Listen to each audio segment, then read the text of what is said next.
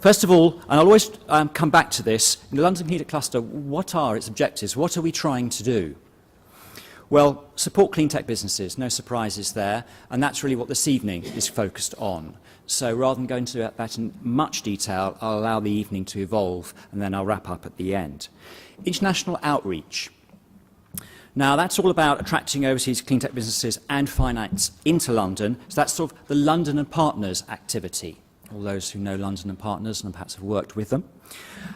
Supporting overseas trade by London businesses, so anything going out, and that's very much UKTI, and we work closely with them.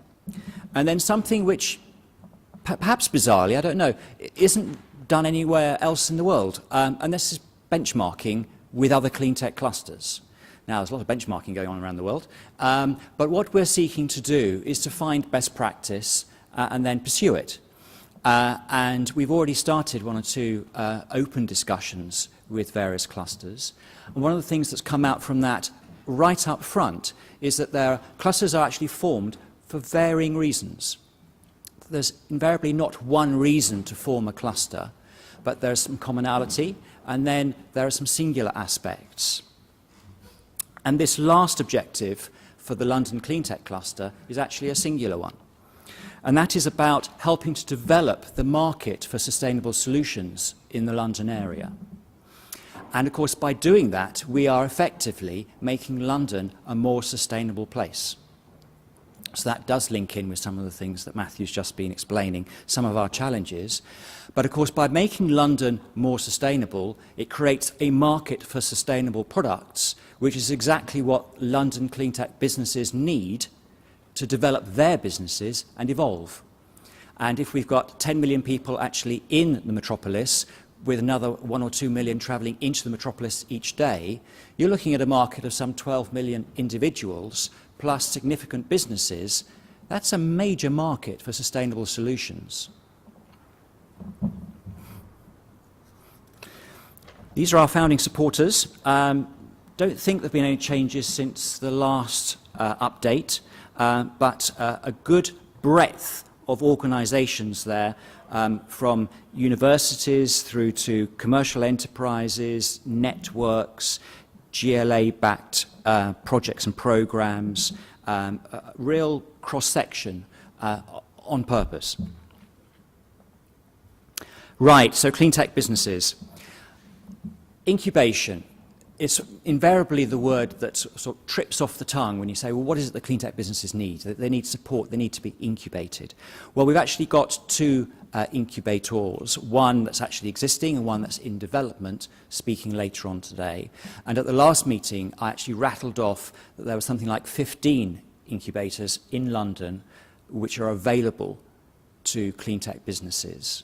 Now, they're not clean tech centric, but they are available to clean tech businesses.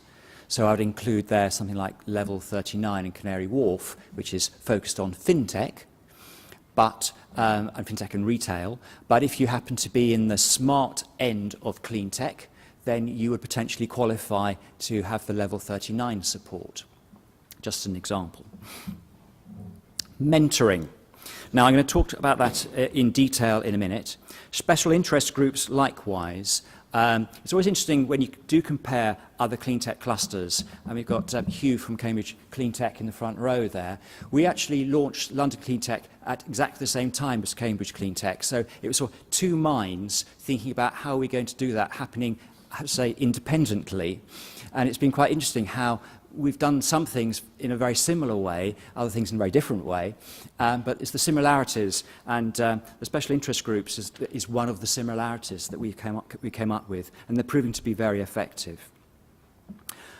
Rushlight Show. This is our main event with Rushlight Events. It happens on the 30th of January next year, and in there we have three main conferences: the Funding Cleantech Conference, the Resource Management Conference, which is very much focused on the waste and resource sector, and our Sustainable Solutions Conference, which is about meeting the buyer, meeting the market for sustainable solutions. So very relevant really to what I'm talking about here and what the London Cleantech Cluster is about. 30th of January next year.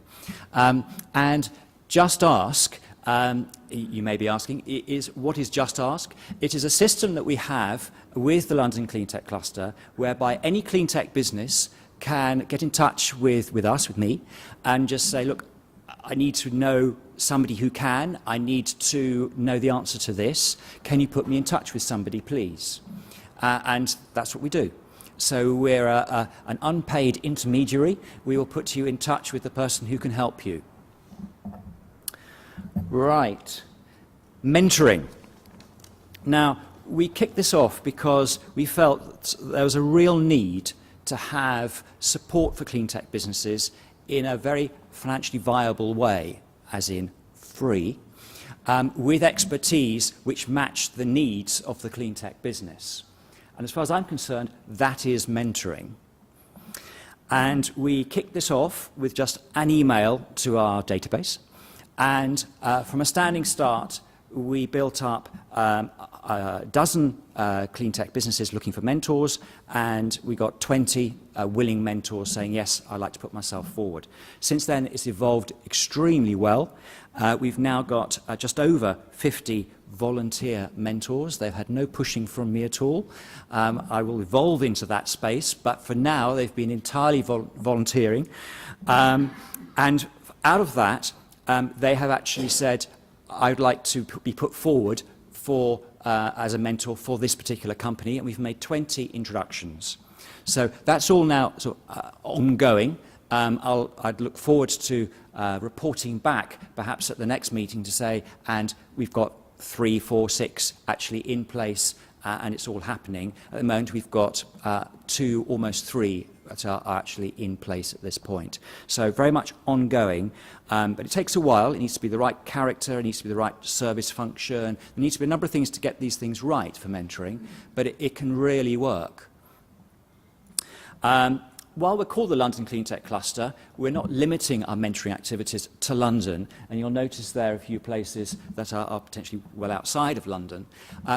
That works. Invariably, mentoring is done on a virtual basis as much as on a personal basis, and the companies that are looking for support might be looking for financial support, in which case the finance might be in London. There are many reasons why the London Cleantech Cluster should be the centre for this, and as a result, we are getting people from all over the country putting themselves forward, and also companies saying they would like mentors, and they are from all over.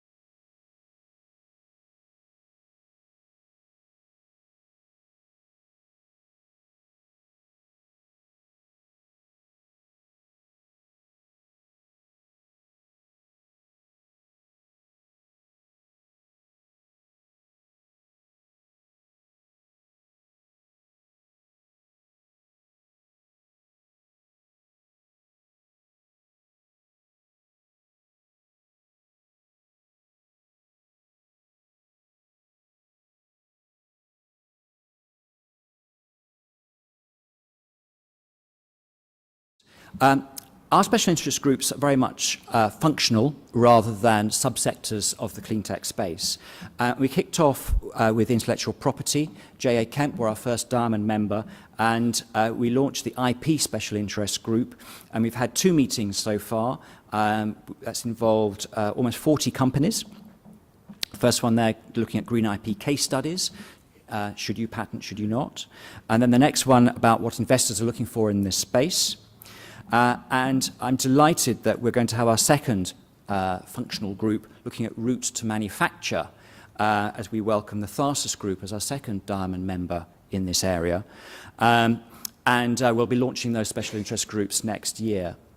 One of the many reasons why I'm really excited about this particular second one is that if you look at the equity gap, a phrase that's banded around quite a lot in cleantech and in other sectors, it's invariably that route to manufacture that the equity gap encapsulates. So a technology will be developed, and perhaps it's had support from the Technology Strategy Board or from university, but it's got to a stage where it's now ready to be used in anger. And invariably that means, how do I then take that from this concept, this lab bench concept, and it's been proven, how do I take that to the market? Well, you have to design it in a way which means it can be produced, which then means that you've got something to access the market with. That's the route to manufacture, and that's exactly where Tharsis Group are based. Quickly on the international outreach side, I've mentioned that it's London Partners UKTI on the going out and coming in aspect. We've done events with the Greater Richmond Partnership, looking at doing business in the US. I've had meetings with the Belgian Embassy about the Brussels cluster, Cleantech Switzerland, meeting Green Tech Malaysia week after next. I've had Sydney Council get in touch with me asking for advice as to how Sydney should set up a Cleantech cluster. And I've had researchers from Japan looking at this area as well. So there's a lot happening in this space. We hope to leverage aspects of that to try and develop some events where we'll be able to take London-based cleantech businesses over to perhaps Belgium, and Belgian companies coming over here at the time of perhaps a major event or something like that. Sustainable solution deployment, our third objective, very quickly. We had the Rushlight show. Did I mention the Rushlight show? 30th of January, right. Meet Buyer events is something else that we've also done. We launched this with Vinci Facilities. And in fact, we've done 2 events with them where we get a range of cleantech businesses and they present to the decision makers in Vinci, who then adopted about 3/4 of them for their own purposes as part of their supply chain. So this is the sort of thing that can really work, and we're looking to expand on that as a concept. On the networking front, there's a lot that happens in the vanguard for companies in sustainability, the Green Mondays events. There's some really good things happening in London already. Where there is a gap is the next rung down. So you know perhaps what Sainsbury's is doing, Tesco's, Unilever, etc. But you don't necessarily know what the bottom end of the FTSE 100 are doing, or perhaps the mid-C. And as far as SMEs are concerned, I would suggest that really they're not being focused on at all in this space.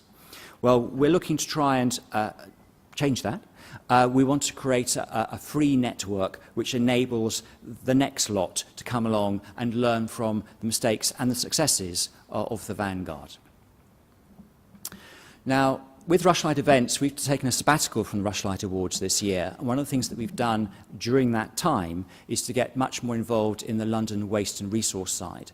And that's involved being part of the London Community Resource Network, where I'm chairman, and the subsidiary there is the London Reuse Network, which is very much supported by LWARB and by RAP. And there's an area which really does need to be supported and developed. It's a very challenging area. It's an area which is actually losing a lot of its support at this stage, with DEFRA saying that they're not going to be putting anything like as much money behind developing the waste sector as they have done in the past. And that also obviously affects RAP, who are directly involved in that space too. So challenging times in that area, so we were very pleased to get involved in that. I put down there the London Sustainable Industries part because I haven't spoken about that before, and I know that Simon's going to be talking about that a little bit in a moment, and I think there's a representative from LSIP here as well tonight.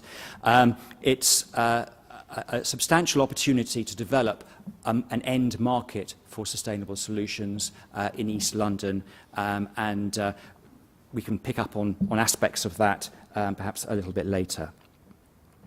So I think, why don't I just wrap up there for now, and then we can come back with Q&A and start talking about some other aspects and other details.